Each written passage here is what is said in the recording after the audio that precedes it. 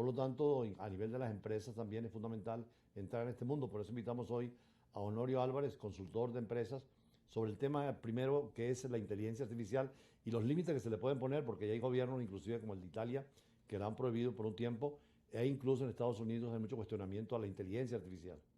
Bueno, la inteligencia artificial tiene varias aristas, ¿no? Creo que lo más importante o donde está el mayor debate es quién controla lo que ahí ocurre. Porque cuando tú estás interactuando con ella, tú haces consultas y esas consultas están quedando grabadas y haciendo modelos de inteligencia que van mejorando cada vez más. Y esa información se va quedando atrás. Por eso es que hay muchas multinacionales que no quieren que sus empleados usen esos modelos porque evidentemente le estás dando la tecnología o los secretos a posiblemente otros actores que están detrás de esa información. Con lo que menciona una profesora, que prácticamente la inteligencia artificial sustituye al maestro porque te redacta cualquier trabajo que mandes a hacer, ¿no? Mira, es increíble, o sea, de verdad que es algo absolutamente novedoso, es una revolución por completo, o sea, imagínate cuando salió el bombillo por primera vez, o el primer automóvil, o el primer avión, o de repente, no sé, el internet, el correo electrónico, o el teléfono ahorita con videollamada.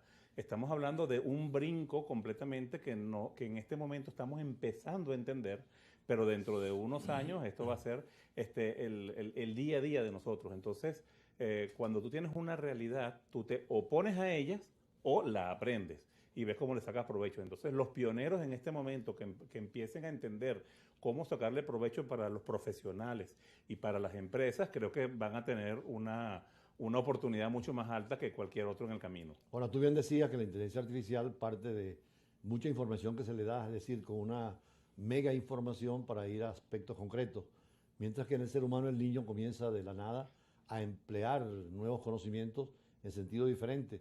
Pero esa inteligencia artificial puede hacer operaciones mucho más rápidas que cualquier ser humano, ¿no? No solamente la cantidad de operaciones, que para problemas complejos todavía la mente humana no ha sido sustituida por una computadora por ahora.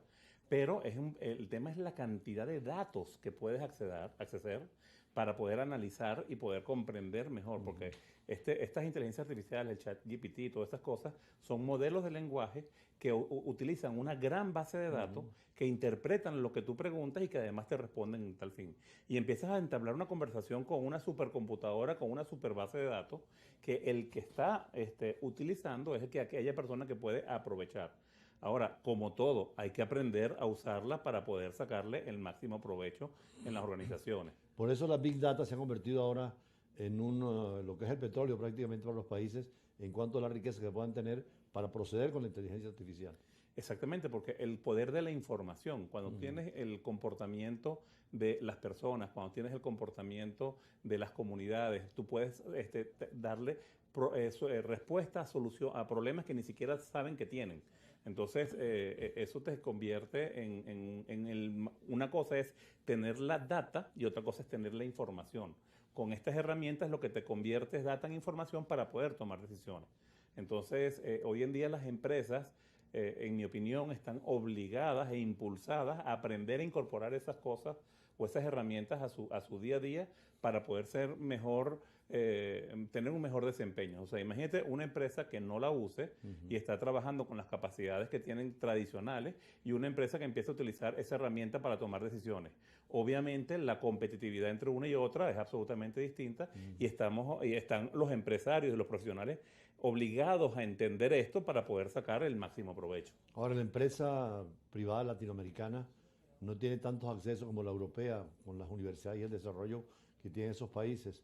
¿Qué hacer, por ejemplo, para formar personal en esta materia? Bueno, yo creo que hoy en día la democratización de las herramientas es algo que está a la luz pública. ¿Qué te quiero decir con esto? Cuando empezó la imprenta, tardaron casi 200 años en que los libros empezaran a hacerse realmente populares. Hoy en día, cuando Facebook arrancó en 5 años, era súper popular. Instagram menos, WhatsApp menos. Entonces, con estas herramientas la tienen acceso absolutamente mundial. Obviamente en otros países el ancho de banda es más rápido, etcétera, pero desde Venezuela tienes las mismas capacidades y el uso que tienes en otros países. Y además hay miles de cursos aquí o afuera que también te permiten aprender estas tecnologías. Entonces, yo no creo que sea algo que ya es exclusivo de un país o no. es verdad que los pioneros, los que desarrollaron el software, tienen la ventaja de tener los datos, cosa que los que estamos aquí somos los usuarios que le brindamos esos datos a esa compañía, y por eso es que hay muchas corporaciones que tienen miedo de dejar sus datos allí porque le estás dando información al competidor. Entonces, el tema de la privacidad es el límite que está. Esos países que tú me estás diciendo ahorita que están bloqueando la inteligencia artificial, también en su momento quisieron bloquear Google. Claro. Entonces, pero bueno, es una cuestión de que cuando sale un nuevo paradigma, se tienen que acomodar las reglas de juego, pues, ¿no? Y en eso es lo que está ahorita. Ahora, el tema que es tan personal del arte y la cultura, sobre todo el dibujo, la pintura, la arquitectura, la música, con la inteligencia artificial prácticamente no hay propiedad intelectual. El problema que se plantea también jurídico, de reglas y normas en estos campos. Es importante porque el tema de hace muchos años, el CD, o perdón, el long play, o sea, sustituyó a la ópera en vivo o sustituyó a la sinfónica. Entonces, bueno, ya siempre queda gente que le gusta la sinfónica y gente que se queda encantado con un CD o con ahorita con YouTube o con las nuevas herramientas. Entonces, yo creo que hay para todos, ¿ok? Sí es importante las regulaciones y entender que estás viendo que sea real y que no, porque lo hablábamos antes, ya tú puedes estar viendo una persona y tú no sabes si es una computadora o una persona la que te está hablando. Entonces, es algo a lo que tenemos que adaptarnos porque esa realidad llegó. O sea, no es que va a venir en el futuro, no, es que ya está.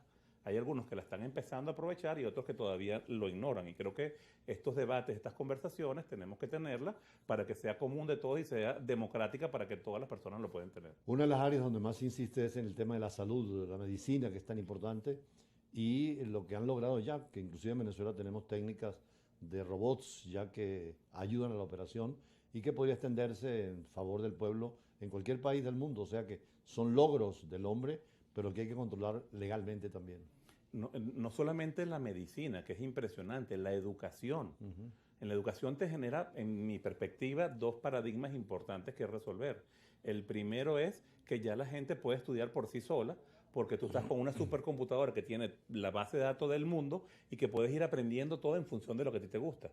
Pero por otro lado, el modelo de educación, de enseñanza de los profesores ya no es cuestión de mandarle a hacer un trabajo al muchacho, porque hace 4 preguntas y te puede hacer un trabajo que tú nunca vas a saber si lo hizo él o no. Entonces ya la educación no es mándame a hacer un trabajo, no. El testimonio del aprendizaje es lo que yo llamo el que tú no le puedes explicar a una persona, escríbeme los conceptos de. No, dame una experiencia de tu vida donde esos conceptos lo hayas aplicado. Porque lo que tenemos que aprender ahora es analizar la información que tenemos. Porque ya la información la tenemos toda y con esta herramienta tenemos toda la información. Ahora, ¿quién la analiza? El testimonio de la persona, eso no lo puedes cambiar a una computadora. Lo que me pasó a mí en el día de ayer y cómo lo comparo con el concepto cuál. Creo que esa es la forma ahora de evaluar y no una evaluación teórica de conceptos. Lo mismo pasó con las calculadoras científicas. Claro. Ah, no, que es que ahora los muchachos no van a entender, no van a saber analizar porque están haciendo calculadoras. No, lo que pasó es que de un proceso operativo, de un cálculo de una multiplicación, pasó ahora el análisis de un problema más complejo. Entonces, ahora los humanos tenemos que entender que esto es una herramienta que te está permitiendo hacer tu trabajo de una forma más fácil. Es un copiloto. Pero ya en la parte concreta, cómo ayudar a los empresarios, sobre todo, y a los trabajadores en general, a entrar a este mundo de la inteligencia artificial más allá de la docencia y la universidad. Bueno, yo creo que hay muchas áreas que se han visto beneficiadas y hay áreas que se han visto perjudicadas, ¿no? Todo depende de cómo lo quieras ver, el vaso de agua lleno o vacío. Por ejemplo, cuando tú vas a hacer análisis de datos o análisis de data financiera o los abogados que pueden decir, no, ahora ya la computadora te dice todas las leyes. Bueno, sí, pero si tú sabes hacer las preguntas, eso más bien de ser un competidor es un copiloto que te va a ayudar a tomar mejores decisiones. Yo la he estado usando últimamente y de repente le hice unas preguntas y a mí se me ocurrieron como 12 opciones, pero es que ella me dio como 8 más que yo no la tenía en el radar y que me ayudó a documentar mejor lo que estaba haciendo. Entonces, es un copiloto, pero tú al copiloto no le puedes dar el volante. El copiloto te da información y te puede ayudar a tener información más compleja, procesar información más compleja para que tú tomes la decisión.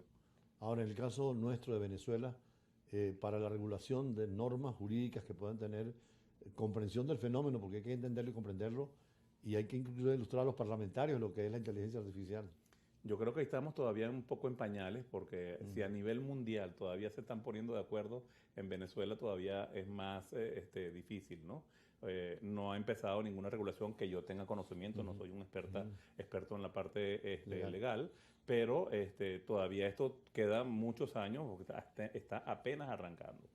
Ahora ustedes tienen proyectos, porque vi el otro día en el Centro Empresarial y Deporte Cultural de Altamira Village cursos para esta materia. Bueno, hay personas que estamos adentrándonos en este tipo de herramientas y que estamos a la orden y a la disposición para poder ayudar a todas las personas que necesiten o quieran incursionar en el manejo de estas herramientas. Y el Altamira Village es un centro maravilloso donde ellos colocan a disposición a un nicho de mercado bastante concreto este tipo de plataformas para poder usarlo. Sí, porque recientemente se han celebrado algunas conferencias allí sobre temas internacionales y la inteligencia artificial es también uno de los debates que está abierto, que es muy internacional, porque esto ya no tiene fronteras ni límites como muchas de las actividades anteriores. Ahora, en concreto para estos muchachos, ¿qué es lo que puede dárseles para que entiendan el proyecto? Yo creo que lo más importante es enseñar la capacidad de entender y de analizar. Porque tú ahora, por problema de datos no tenemos, ahora tenemos exceso de información. Ahora, discernir en qué es valioso, qué no es valioso, qué es importante, eso es y cómo se aplica esa información a lo que tú quieres lograr, es una capacidad humana que la computadora no tiene, porque la computadora lo que es un modelo de lenguaje que analiza miles de datos, una base de datos, pero la capacidad de analizar problemas concretos, la parte creativa, la parte de saber qué es bueno, qué es malo, la parte emocional, esas son conductas humanas que la computadora hasta ahora por lo menos no tiene ni se ha desarrollado. Ahora, en estos minutos finales, vamos al campo tuyo de asesoría a las empresas. Ayer hablábamos entrevistábamos un grupo de personas que trabajan con el Medio Oriente y asesoran empresas para ir a esos lugares. ¿Cuáles son los principios fundamentales para una empresa en eso de asesoría internacional, tomando en cuenta, por supuesto, todos estos nuevos logros de la ciencia y la tecnología y la comunicación? Yo creo que lo primero es no tenerle miedo a las cosas. O sea, cuando tú tienes una realidad a la cual no puedes eludir, ¿ok? Y estás caminando, te consigues una super pared, tú tienes la opción de o la intentas subir o la bordeas o te quedas sentado llorando. Entonces yo creo que lo que no podemos quedarnos es ver este tipo de situaciones y no hacer nada o pensar que no te va a pasar nada.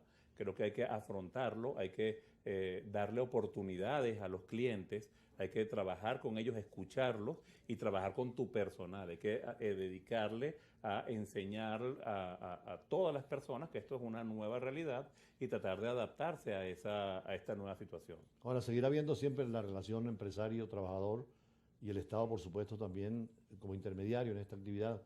Pero en la empresa venezolana que está ahora pareciera que resurge después de tantas crisis económicas, ¿qué caminos se nos pueden abrir? Yo creo que el tema más importante es no ver las crisis como un peligro. Las crisis son peligros, pero también son oportunidades. Entonces, de lo que se trata es de buscar oportunidades dentro de lo que puedas o no puedas hacer. De delimitar qué cosas puedes hacer, qué cosas no puedes hacer y trabajar sobre lo que sí.